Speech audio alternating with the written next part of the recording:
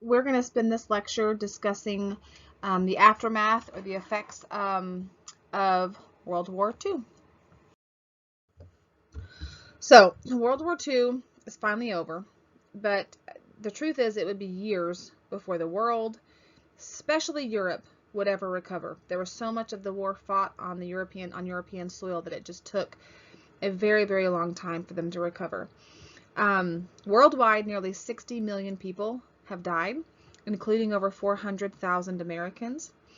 Millions of people were wounded, and a whole lot of them were wounded in big ways. Like, it wasn't like, yeah, you have a little bullet hole, a wound in your leg. Some of these were massive wounds that people dealt with for the rest of their lives.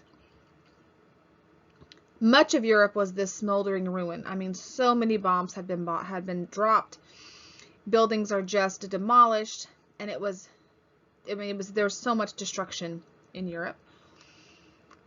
The reality is, Japan and Russia had suffered some massive damage as well. So we have physical issues we're having to rebuild from, and then these physical areas of land are having to be totally, they were demolished. They had to be leveled out and rebuilt, and it was a long recovery process.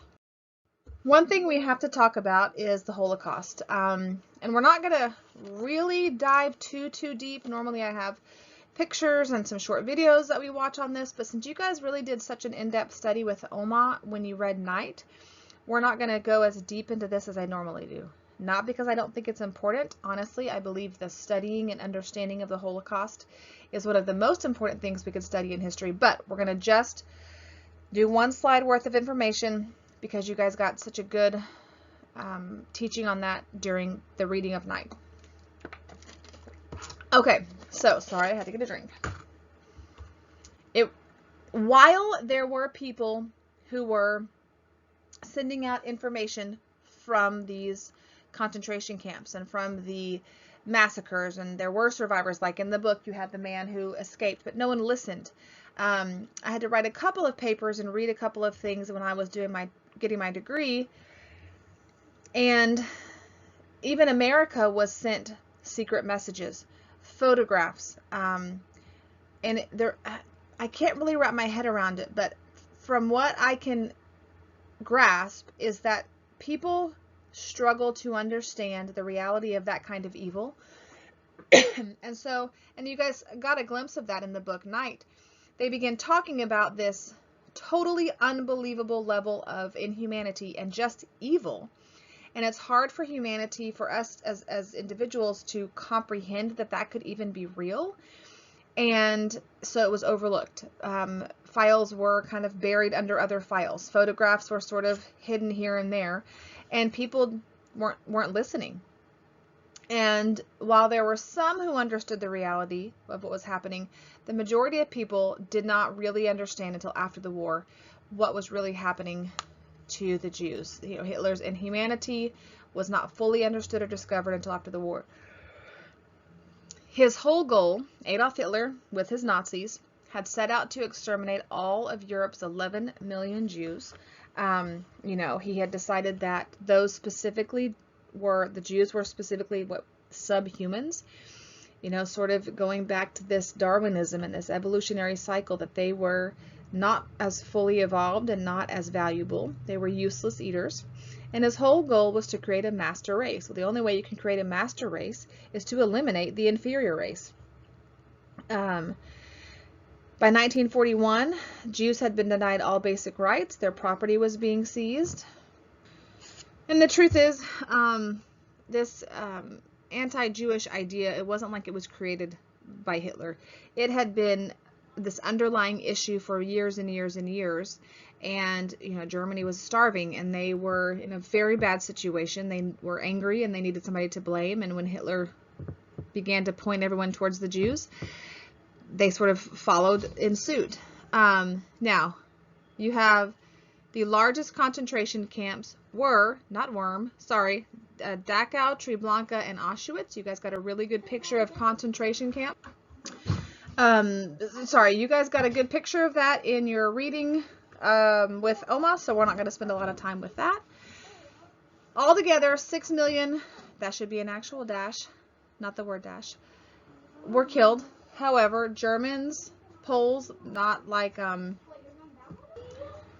fishing pole, but a person from Poland, Russians, Slavs, so people from Slovakia, intellectuals, communists, some Christians were killed by the Nazis. The reality is, we always picture Jews, and they were the largest amount of people killed. But if you were speaking out against them, if you were German even, or you were German but had enough Jewish blood in you, you had to go back in your lineage and prove so many generations back.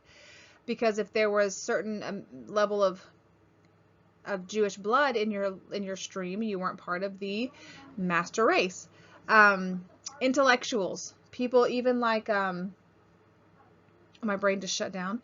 A lot of these intellectual people who came and helped Adolf Hitler begin to build things, when he was done with them, he killed them. And there were some Christians, usually because those Christians were speaking out against Hitler and helping Jews, they were killed as well. Let's talk for just a quick second about the Nuremberg trials. So, the Nuremberg trials happened after the war was over, from 1945 to 1949. A whole lot of the Nazi leaders were put on trial in a place called Nuremberg, Germany. At the first session of the trials, there was a Russian member of this tribunal group that was responsible. He was then chosen as president, which is kind of weird because the Russians themselves had committed innumerable war crimes. Part of the difference in the Russian war crimes and the Nazi war crimes is that the Russians were internal. So there were not a lot of external killings. They were all inside their own borders. This judge was set out to sort of place judgment on the German war criminals. Many Nazis were convicted, a whole lot actually. I should have looked up those numbers, but I did not. But the reality is, the sentencing of execution or imprisonment, a whole lot of that never even happened. So a lot of these guys just kind of got off scot-free. Several of these leaders were never even found. A whole bunch of them ran to Argentina. And even if you talk to Diego, teaches your Spanish class, he talks about in Argentina, even their military uniforms still today really resemble this communist picture, because that's how they were being led. And so a lot of people ran to Argentina. There's this whole conspiracy theory that Hitler didn't actually even kill himself, that he killed everybody else, and then he escaped and lived in Argentina for years and years and years. But so that was the Nuremberg trials. A lot of them were convicted, but the reality is very few of the sentences ever were put in place. During the war, there were some wartime conferences happening. So there were 11 conferences that took place during the war, where the Allies were planning, obviously, strategies for the war, strategies to defeat the Axis nations, but they were also kind of thinking ahead and trying to figure out what would happen after the final victory. Between November 28th and December 1st of 1943, we have a meeting of what was called the Big Three. And the Big Three were Winston Churchill, President Roosevelt, and Joseph Stalin. These guys are the leaders of, now Winston Churchill isn't the king, but he is the prime minister and has a lot of power in England. Obviously, Roosevelt is the United States. Joseph Stalin is with the USSR. They meet at a place called Tehran, which was the capital of Persia. That's now Iran. And the most important discussions at this meeting were centered on the fate of the liberated countries. After the war was over, we'd have all these countries that were going to be free or liberated. And these discussions of a need for a post-war international peacekeeping organization. The problem is, there was a high level of stress at this conference. Churchill, and the truth is, Churchill had a very good understanding of what communism really was. And he was very suspicious of Stalin, as one probably should have been. And he began to fear that this dictator, the Soviet dictator, might try to then move communist troops into areas that we had just fought to liberate from Germany and Japan. Stalin, of course, begins to deny such intentions. FDR then accuses Winston Churchill of trying to hold on to the British Empire, while Stalin begins to encourage nationalist and socialist revolutions in Africa and the Asian colonies that he now has power in. And it just becomes this big, big mess. So, in 1945, between February 4th and February 12th of 1945, President Roosevelt appears at what will be his last conference to appear at. And he meets with Churchill and Stalin at a place called Yalta. This is like a seaside place on the Russian coast of the Black Sea. And while there was this fear that communism was going to spread, the reality is the United States was probably the only one who had enough strength to stop the advance of communism. Remember, these European nations were just demolished. And some will say that Roosevelt and his advisors kind of saw no major concern with the spread of communism. Some wouldn't agree with that statement. And so what begins to happen is, because of Stalin's promise to enter the war, the president made several concessions or several gifts in exchange for that promise. Because remember, Stalin was with Hitler, and then Hitler turned on Stalin, so they withdrew.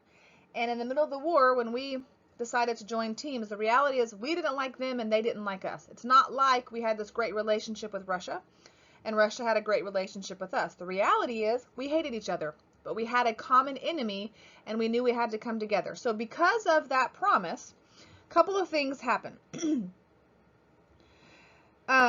We abandoned this Polish government in exile in London, the thing that had been put in place. FDR gives Stalin a large chunk of Poland, and therefore that allows him to encourage this pro-communist government in Poland itself. Now, I'm sure it wasn't like, hey, here's Poland, take your communism there. It was, here's Poland, and the result was communism was allowed to manifest itself there. FDR also allowed Stalin to keep this rich province of Manchuria. We also let him have Mongolia. Now, this one betrayed nationalist leader Chiang Kai-shek, because he was the Chinese leader. And when we gave him part of Mongolia, when we gave Stalin Mongolia, we absolutely betrayed him. And finally, FDR promised that all American troops would withdraw from Europe within 2 years of the Nazi defeat. The agreed troop withdrawal was later canceled, to be honest, because it was clear that Stalin's Red Army was not going to leave Eastern Europe and stood ready to then march. So we put into place that we would pull all of our troops from Europe in 2 years. However, at the 2-year mark, we realized that Stalin was not going anywhere, and he was waiting for us to withdraw troops so he could march in. And then finally at Yalta, it was decided that a permanent world peace organization should be established to replace what was the League of Nations. Remember, after the World War I, we put in place the League of Nations, and it didn't work. So at Yalta, they decided to put in place another permanent world peace organization. And again, the idea is that we come together and we work together, we talk out our problems, we have mediators working there to avoid another world war.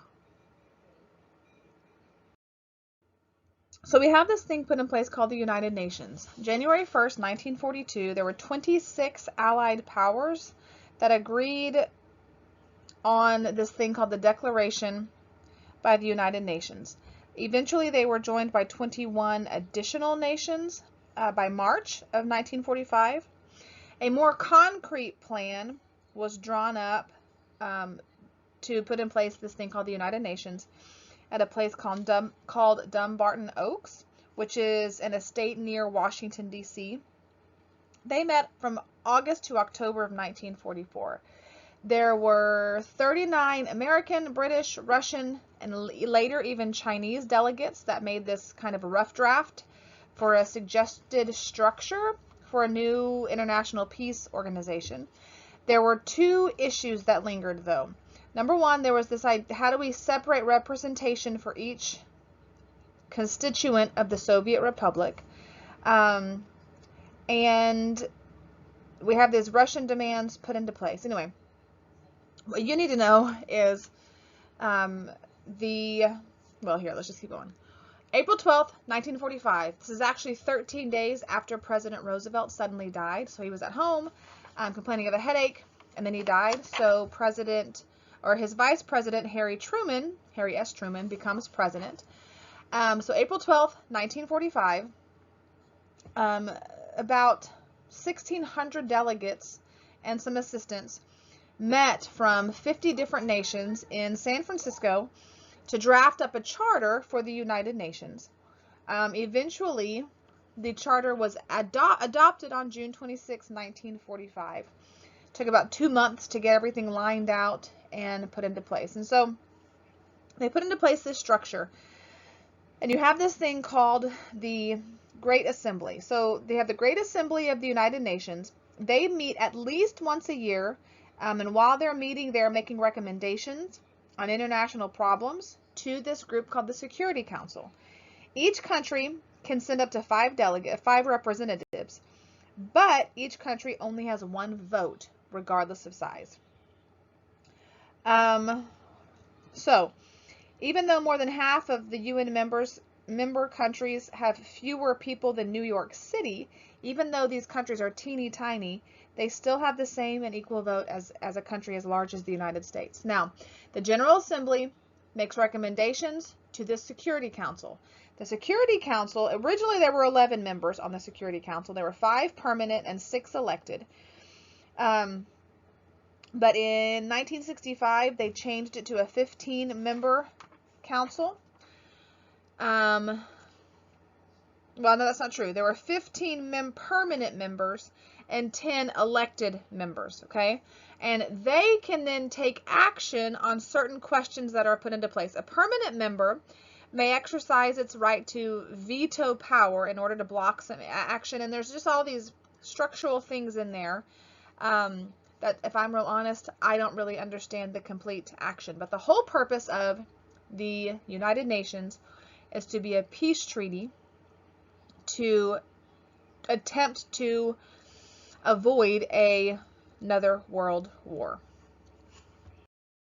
Now, the next big thing that we need to talk about is the beginning of the Cold War. We're going to actually spend several lectures discussing the full effects of the Cold War because it lasted for a very, very long time. But Khan Academy does a really good job with a video already made, kind of explaining some things. So your second half of your assignment, and we talked about this at our face-to-face meeting, is to watch your Khan Academy video and answer those questions on the homework page to turn in next week.